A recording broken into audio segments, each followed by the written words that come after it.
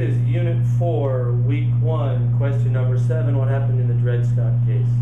Alright, Dred Scott lived in Missouri, a slave state. He was a slave. His owner moved to Wisconsin Territory, which was free, a free territory according to the Missouri Compromise, for 10 years. When he moved back to Missouri, Dred Scott sued in state court with the argument that he had lived in an area where slavery was banned, therefore he should be free. The state court said no, not surprising. Missouri slave state court said you're still a slave. And that ended. However, he was transferred in ownership upon the death of his owner to the owner's family who lived in Massachusetts.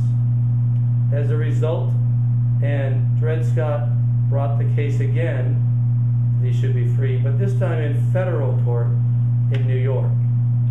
In federal court, this case made its way all the way to the Supreme Court. Judge granted him a new trial and went to the Supreme Court. The Supreme Court made a decision that radically shocked the nation. In Dred Scott versus Sanford, the Supreme Court decided, 1, Dred Scott is not a citizen.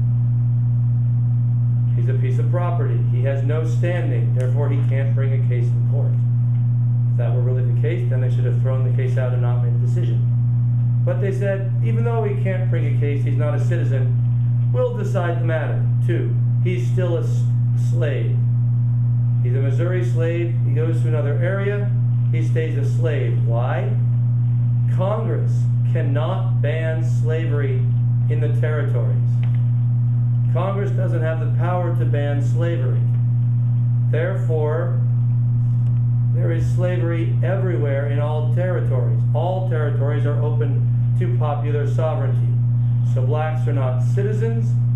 The Missouri Compromise is now unconstitutional because if Congress can't ban slavery anywhere, well, then the Missouri Compromise doesn't hold anymore because it tried to ban it in a certain area.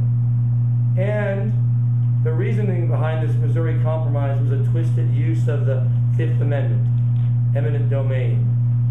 You're entitled to your property and the government can't take your property without fair compensation. So in a ridiculous interpretation, Chief Justice Roger Taney said that they cannot take your property, slaves, without consent. Therefore, they can't limit it anywhere.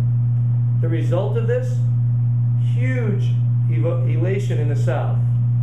The federal government is now supporting slavery and all territories are open to slavery. Anger in the North. The Supreme Court is overstepping its bounds. It's mandating that slavery could exist anywhere. Huge divide in the public.